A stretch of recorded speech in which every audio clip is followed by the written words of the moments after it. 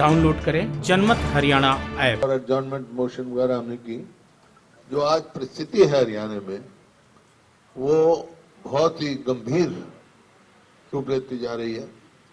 चाहे वो आर्थिक स्थिति है हरियाणा प्रदेश की, चाहे बेरोजगारी है, चाहे कानून व्यवस्था है, हर उस पे सरकार जो है पूरी तरह विफल हुई है और लोगों की परेशानी पड़ रही। हर वर्ग जो है बहुत ही ज्यादा परेशान है। अब जैसे एडजॉर्नमेंट मोशन हमने तैयार किया कि ये जो बेमौसमी बारिश हो रही है,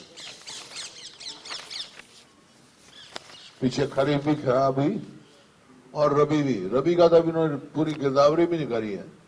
खरीफ का इन्होंने असेसमेंट, हालांकि मैं उससे सहमत नहीं हूं, नुकसान बहुत ज्यादा हुआ है, ठीक तरह से गिरदावरी नहीं। इन्होंने असेसमेंट किया कि 550 करोड़ रुपए का असेसमेंट किया किसान को जाएगा। ये मैं खरीफ फसल की बात कह रहा हूं, और किसी भी किसान को अभी कुछ नहीं मिला है। वही कंपनसेशन दिया है और रबी और उनकी खराब हो रही है। रबी में भी अब बेमौसमी बारिश हुई ना, तो निकासी का कोई बहुत ज्यादा इफेक्टिव कदम उठाए गए हैं। ये बहुतों की तो रबी की मतलब बिजाई भी नहीं हुई। बेरोजगारी का मामला है। आज बेरोजगारी में हरियाणा फिर से नंबर 1 पर है और लगातार चलता रहा है। सीएमआई की रिपोर्ट के अनुसार आज बेरोजगारी में हरियाणा नंबर 1 है। और मुख्यमंत्री जी का ये बयान आया था, शायद असेंबली में उन्होंने कहा कि ये सीएमआई जो है वो प्राइवेट एजेंसी है, उसकी हम वो करेंगे, शायद अखबार में पढ़ा था, शायद मुकदमा करेंगे। ऐसे ये बात मेरे समझ में नहीं आते कि सीएमआई की रिपोर्ट का यूपी में तो वहां के मुख्यमंत्री हर बड़ी बड़ी एडवर्टाइजमेंट देते हैं कि हमारी सीएमआई की रिपोर्ट ये है, बेरोजगारी दर ये है, और यहाँ कह रहे हैं सीएमआई की रिपोर्ट पे हम रिलाई नहीं करते। तो कौन सी बात ठीक है? एक की तो गलत है, या तो हरियाणा सरकार गलत कह रही है, यूपी सरकार गलत कह रही है। लेकिन एक हकीकत है कि बेरोजगारी बहुत तेजी से हरियाणा में बढ़ रही है। बहुत सारे, आप अकेले फरीदाबाद में देखो, बहुत सारे तो इंडस्ट्री बंद करके चले गए हैं, और इसमें दो राय नहीं। बेरोजगारी में आज हरियाणा नंबर 1 पर है पूरे देश में। और जो जो फैसला ले रहे हैं, जैसे हम क्या करें, वो जन विरोधी फैसला ले रहे हैं। जैसे बुढ़ापा पेंशन का जो परिवार पहचान पत्र है, उसके बहाने से बहुत सारे बुजुर्गों की पेंशन रोक दी गई। यार 2-2 महीने से तो अभी पेंशन मिली नहीं। कल बयान आया, बताते भी इतने दिन में मिलेगी, लेकिन वो बहुत सारे जो जिनको मिलनी चाहिए वो उससे वंचित हैं। इसी प्रकार से आंगनबाड़ी वर्कर्स एमएलओ का घेराव कर रहे हैं।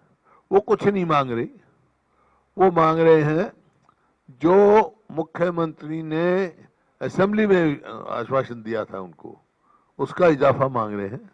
जो प्रधानमंत्री जी ने कहा था, इजाफे की बात कही थी, वो मांग रहे हैं। कोई नई चीज नहीं मांग रहे, लेकिन उधर कोई ध्यान नहीं दिया जा रहा।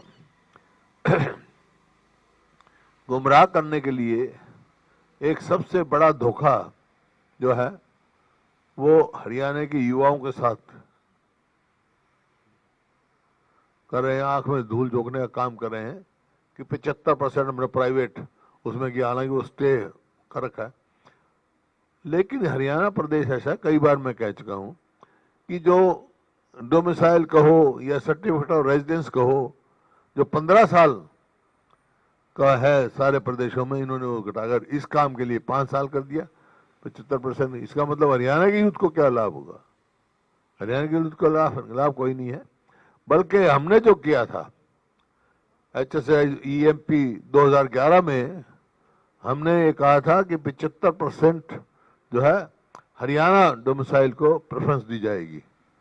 तो उसमें सबसे इंक्लूडेड।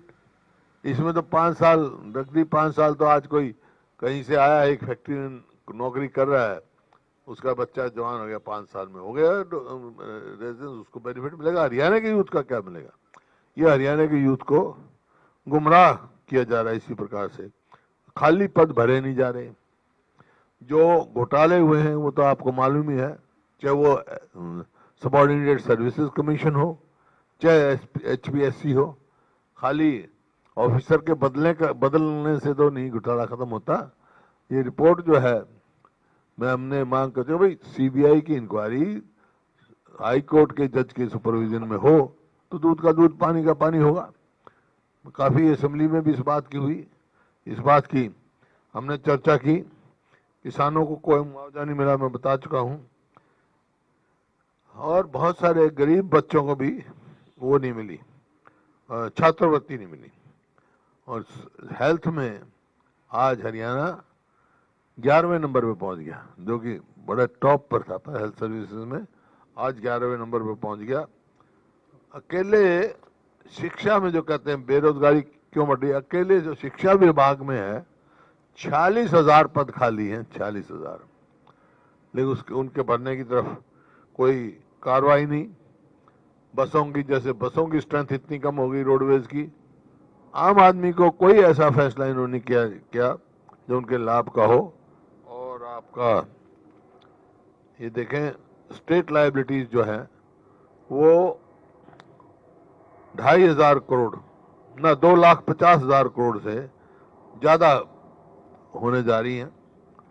और ये GSDP के उसमें 30% से ज्यादा है, जबकि 14-15 में हार्डली 14% था, दुगना GSDP। जबकि GSDP और बजट कई गुना बढ़ चुका है, कम होना चाहिए था, लेकिन ये डेब्ट ट्रैप में प्रदेश को धकेलते जा रहे हैं, which is very dangerous for the state. इसी प्रकार से जो आपके इसमें एजुकेशन में जो 6% GSPT का अलॉटमेंट होना चाहिए था, इन्होंने 2% से फालतू कभी किया ही नहीं। और अभी इस बजट में देखेंगे कितना देंगे। इसी प्रकार से हेल्थ के एलोकेशन भी घटी थी पिछली बार, तो अब के मैं उम्मीद करता हूं कि हेल्थ में, एजुकेशन में, हेल्थ में तो खास तौर पे जैसे कोरोना काल से गुजर रहा है प्रदेश, इसमें एलोकेशन बढ़ाएं। और सोलर उस पे एनर्जी पे जो है वो करें, रूफ टॉप्स पे शहरों में लगा रहे हैं, तो गांव में भी वो स्कीम लाना चाहिए। दूसरा जो इन्होंने जो बनाया भाई लाल डोरे की जमीन का रजिस्ट्री करेंगे, वो जो परिवार पहचान पत्र के चक्कर में जो ये कर रहे हैं वो बड़ा झगड़ा पैदा कर रहे हैं आपस में। एक मकान है, उसमें 5 भाई रहते हैं, 5 भाई हैं, तो वो एक आदमी के नाम करेंगे, कल को होगा झगड़ा तो वही रह गया, एक आदमी का नाम लिख देते हैं। ऐसे बहुत इस बात उसको कंफ्यूजन है, उसको दूर करना चाहिए इनको। वो उस तरफ कोई ध्यान इधर उधर नहीं दे रहे। और जो आपका बजट का जैसे मैं चर्चा कर रहा था, डेब्ट जो है which was 17.35 of consolidated fund in the year 13-14, वो 30.80 को एक्सीड कर चुका है 20-21 में। और 22 में अब क्या होगा देखते हैं। इसी तरह रेवेन्यू डेफिसिट जो नील होना चाहिए था अब तक, जो ये लेके आए थे GSDP का 1% के करीब था पहले, वो भी बढ़कर 3.83 हो गया 20-21 में, 21-22 में। तो ये इस प्रकार से ना आमदनी बढ़ रही है इनकी, कर्जा ही कर्जा बढ़ाए जा रहे हैं। फिस्कल डेफिसिट जो है वो 2% था GSDP का, वो आज 3.83 हो गया, बढ़ता जा रहा है। तो डेब्ट ट्रैप में प्रदेश को धकेला जा रहा है, जबकि कोई कोई ऐसा प्रोजेक्ट दिखाई नहीं दे रहा जो हमारे को लगता हो कि भाई यहाँ ये खर्चा कर रहे हैं, ये आ रहा है। हालांकि कैपिटल एक्सपेंडिचर जो है वो जो 13-14 में था वो तो 54,675 करोड़ था, और 21-22 में ये जो है 8 साल के बाद दुगना ही हुआ है, जबकि होना चाहिए कई साल।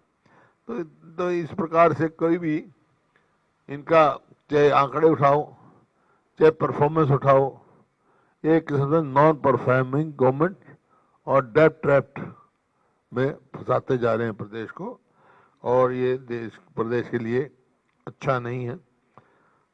कोई रूरल उसमें डेवलपमेंट में कोई अनाउंसमेंट नहीं है, एग्रीकल्चर सेक्टर में कोई अनाउंसमेंट नहीं है, कोई उसमें नहीं है। और सड़कों का तो हाल आपको पता ही आज प्रदेश में क्या है। मैंने पहले भी सवाल उठाया था कि भाई सड़क का ठेका जो मैंने सुना है उस बात को क्लैरिफाई करना चाहिए। जो पीडब्ल्यूडी की सड़कें हैं वो पूरे प्रदेश की 2 पार्टियों को दे दी गई और वो काम भी नहीं हुआ उनका। आज परफॉर्मेंस क्या है उनकी? परफॉर्मेंस की किसी के पास रिपोर्ट नहीं है। तो मैं तो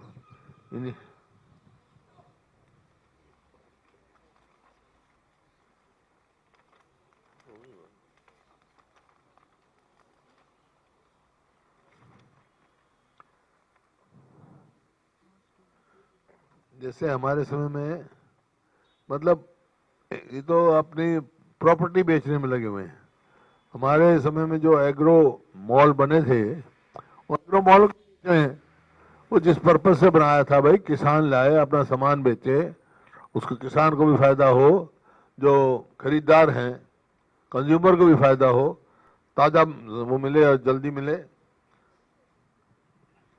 बिजली के मीटर बदल रहे हैं, वो लोग कहते हैं जी मीटर तो इसे लगा दिए अगर धूप में चलने लग जाए, रात की जरूरत ही नहीं है, ऑन करने की जरूरत ही नहीं, धूप में ही मीटर चलते हैं।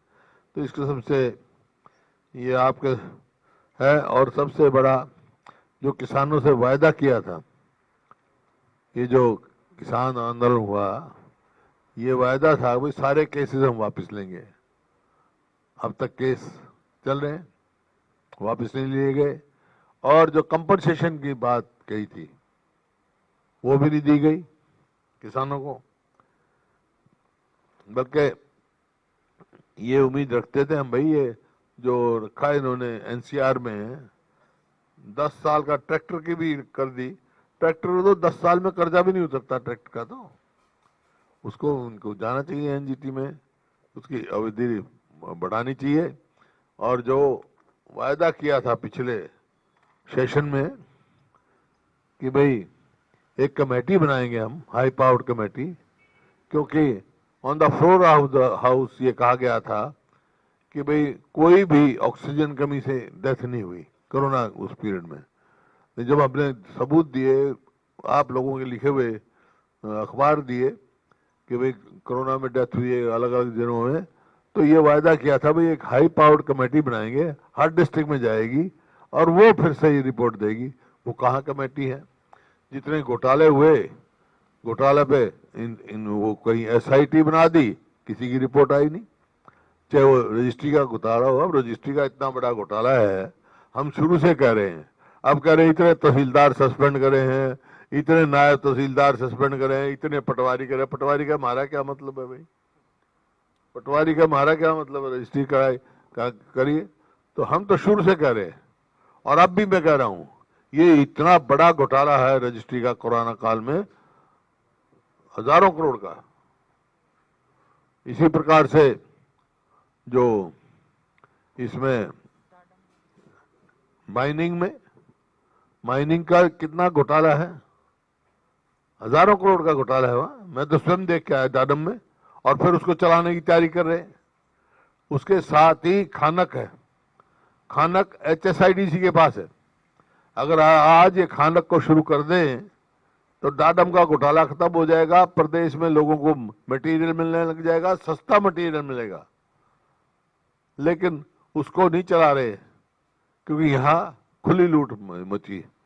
इसी प्रकार से माइनिंग में आपने देखा रेत की माइनिंग का एनजीटी ने कितने सवाल उठाए, अरावली के मामले में। तो आप कोई भी विषय उठा लो, कहीं भी जाओ, भ्रष्टाचार चरम सीमा पर। तो ये सारे मुद्दे जो है असेंबली में हम उठाएंगे और बड़े जोर शोर से उठाएंगे। हमारे सभी साथी है 22 तारीख को, 22 का ना, सभी साथियों ने कहा भाई हम अपनी तैयारी करके आएंगे, क्या क्या करना है तैयार करेंगे।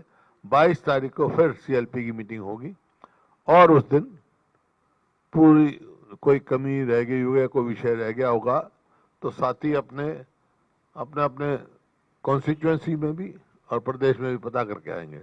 जैसे मैंने बताया अभी कंपनसेशन का 505 करोड़ 550 करोड़ कह दिया खरीफ की फसल का, रवि का तो अभी गिरदावरी नहीं कराई, एक पैसा नहीं गया किसी के पास। कब जाएगा भाई? अगले की एक फसल खराब हो गई, अब दूसरी फसल खराब हो गई, मतलब किसान तो इतना परेशान है और एमएसपी मिलती नहीं उसको। एमएसपी की तरफ कोई ध्यान ही नहीं, कोई ऐसा फंड नहीं बनाते जो एमएसपी का गैप ये पूरा कर सके। तो इस वास्ते ये इन टोटलिटी है। हाँ, ये प्रधानमंत्री फसल बीमा योजना में भी बिल्कुल लोग परेशान हैं, कोई उनको उचित वो नहीं मिल रहा। तो कोई ऐसा कदम ये नहीं उठा रही है। तो इवेंट मैनेजमेंट करते हैं। This government is perfect in doing event management, advertisement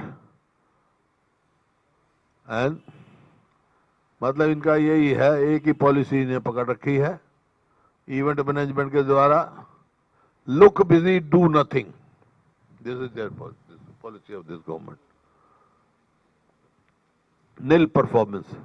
तो इस हमारे सारे साथी इस बात को बड़ी जोर शोर से उठाएंगे और इस सरकार के जो है पोल खोली जाएगी, क्या है असलियत विधानसभा में पता लग जाएगा।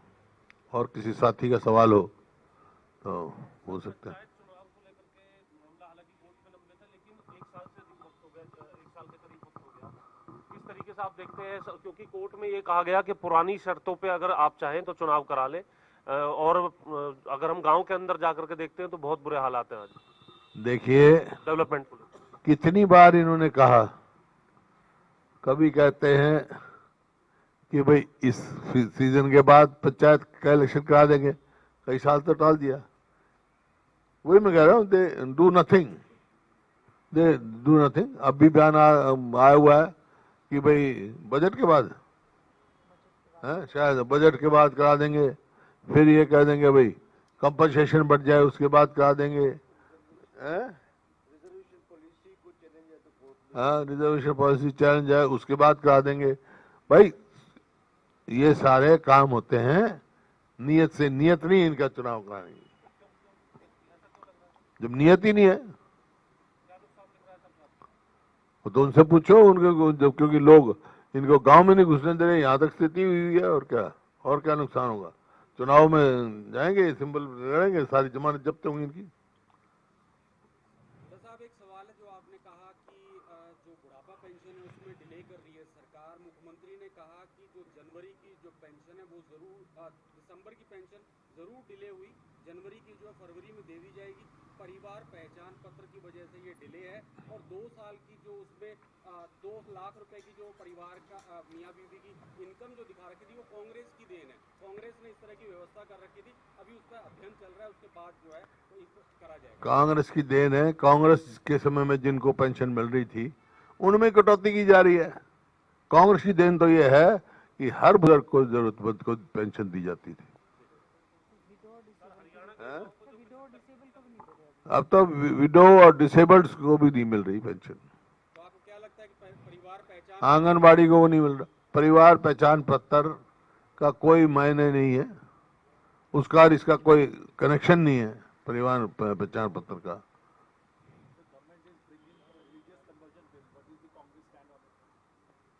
देखिए, as far as Haryana is concern, मैं तो 66 से देख रहा हूँ, हरियाणा 66 में अब तक तो कोई केस हुआ नहीं है।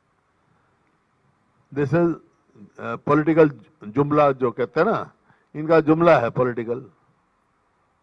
या तो कहें भाई ये केस हुए हैं, कन्वर्शन हुई है, कोई बात है, तो जरूरत पड़े इस कानून की। कोई हो ही नहीं रहा है केस।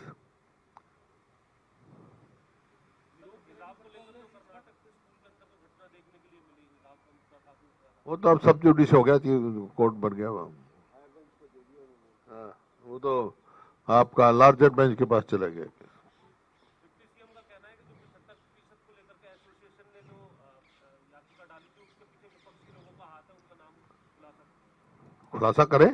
अब तो वो उनका खुद का खुलासा हो गया कि ये तो सबसे बड़ा धोखा हरियाणा के युवक के साथ है। भाई मेरे दो EMP 2011 में, वो कपूर साहब मंगाना, EMP 2011 में मेरा ये था HSIG जो भी प्लॉट लेगा उसको प्रेफरेंशियल देनी पड़ेगी हरियाणा डोमिसाइल को। हरियाणा डोमिसाइल था 15 साल का, 15 साल तक जो रहेगा हरियाणा में वो डोमिसाइल का अधिकार होगा। ये तो 5 साल का कर दिया इनने, तो हरियाणा के यूथ का क्या फायदा है? हरियाणा के यूथ का कोई फायदा नहीं, बल्कि एक वो पैदा किया जा रहा है। यहाँ इन्वेस्टमेंट की मतलब वो नहीं आ रही तो और नहीं आई। ये हरियाणा के यूथ का और हरियाणा के साथ बड़ा भारी धोखा है, पॉलिटिकल गिमिक है, किसी को कुछ नहीं। They are exposed.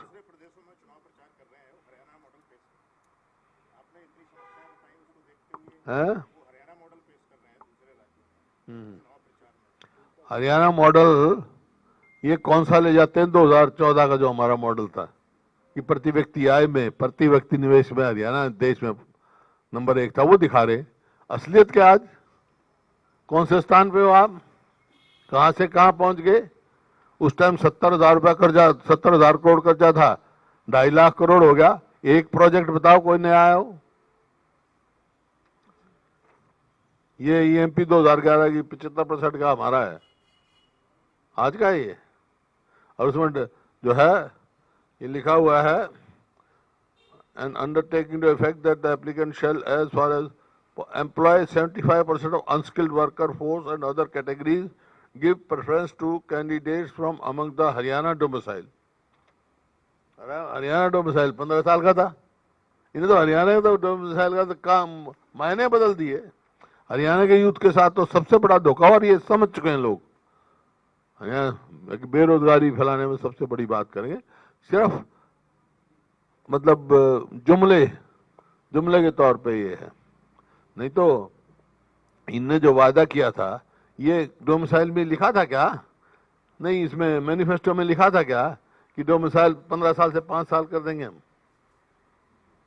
वहां वायदा तो 5100 रुपये पेंशन का किया था, ये किया था 75% को हम देंगे, लेकिन ये तो नहीं था कि हम डोमिसाइल की एज ही मतलब 15 साल से 5 साल कर देंगे, ये कंडीशन कर देंगे। ये सबसे बड़ा धोखा है। हाँ, इनको है नियत है तो 15 साल की करें।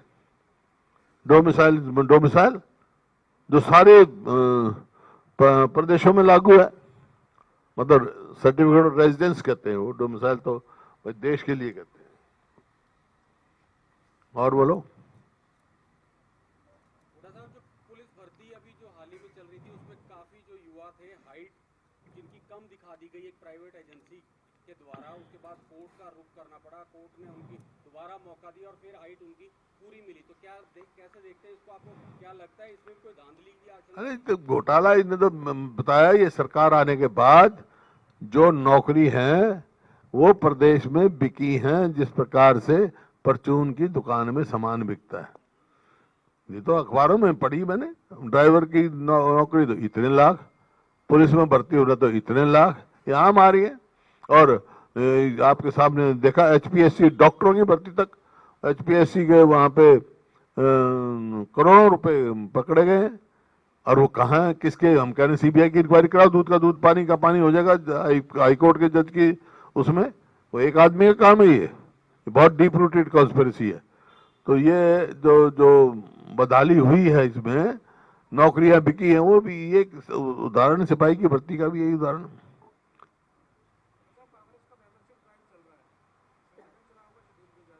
है जी। हाँ,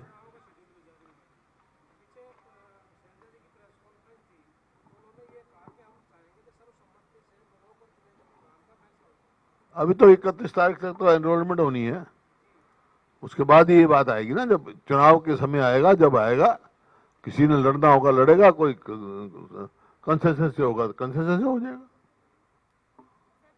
पंजाब में जो सीएम कैंडिडेट हैं, पंजाब के जो आपके सीएम कैंडिडेट हैं, लगातार विपक्षी दल जो है वो ये सवाल उठा रहे हैं कि एक ऐसा इंसान जो सैंड माइनिंग में इन्वॉल्व है, उनके रिश्तेदार ईडी की कस्टडी में है, उन्हें सीएम कैंडिडेट प्रोजेक्ट किया जा रहा है पंजाब में।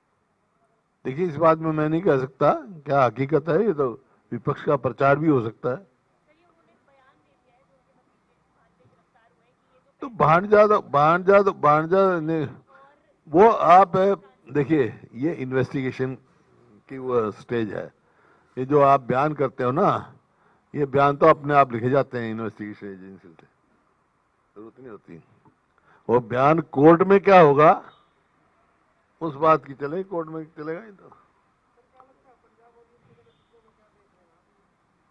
पंजाब में कांग्रेस की सरकार बनेगी, उत्तराखंड में कांग्रेस की सरकार बनेगी, गोवा में कांग्रेस की सरकार बनेगी, और यूपी में जो हमारी थे उससे मजबूत होकर निकलेंगे हम। हो सकता है बैलेंस हमारे हाथ में आ जाए सरकार में। मणिपुर में कांग्रेस की सरकार बनेगी है। गया था मैं, यूपी गया था, पंजाब में भी जाऊंगा। आप चलोगे पंजाब में मेरे साथ? मैं बता दूंगा, प्रोग्राम आपके पास आ जाएगा, आ जाना।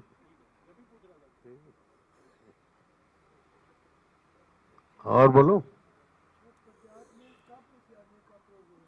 बना रहे हैं जी प्रोग्राम, अगले 2-3 दिन के बाद जाऊंगा।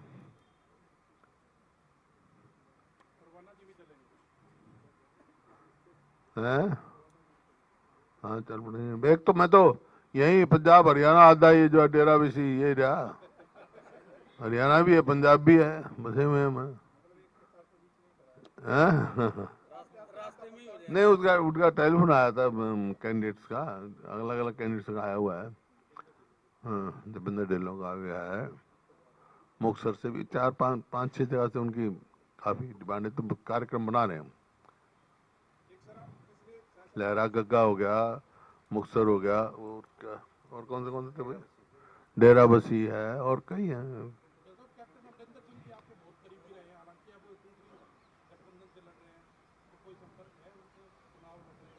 देखिए, कोई राजनीति अलग चीज है, करीबी तो है, पहले भी थे अब भी हो, दोस्त हैं मेरे के बात है। लेकिन दोस्ती एक अलग चीज होती है, राजनीति अलग है। सर चुनावों के बीच राम रहीम को जो पैरोल दी है उसे आप देखते हैं कि कोई चुनावों का फायदा उठाने के लिए ऐसा कदम उठाया है? देखिए, राम रहीम जी कन्विक्ट हैं, उनका अधिकार है भाई, कानून के अधिकार है, पैरोल मांगा। ये पैरोल पे नहीं है, वो फरलो पे है, तो फरलो उनका अधिकार है।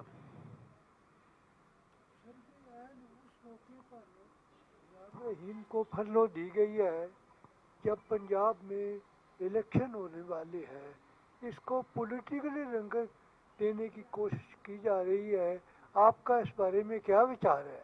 मैं तो बता दिया विचार भाई, अगले का अधिकार है, फरलो पे जा रहा है, अधिकार है। अब फरलो पे उसकी राजनीतिक सोच क्या है, अप्रोच क्या है, मेरे को तो मालूम नहीं है।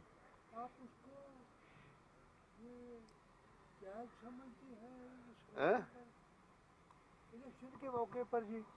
इलेक्शन वहां पे अगले ने फरलो मांगी, उसका अधिकार है फरलो का।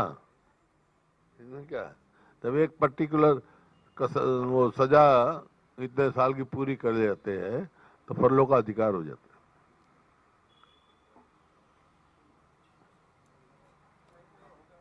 हाँ बोलो, आपका कुछ नहीं सवाल?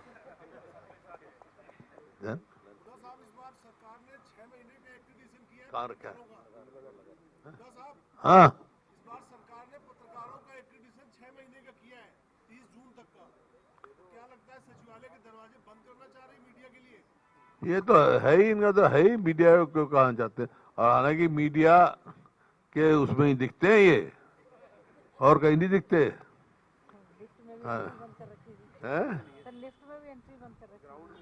हाँ, ग्राउंड में कहीं नहीं, मीडिया ही में दिखते हैं।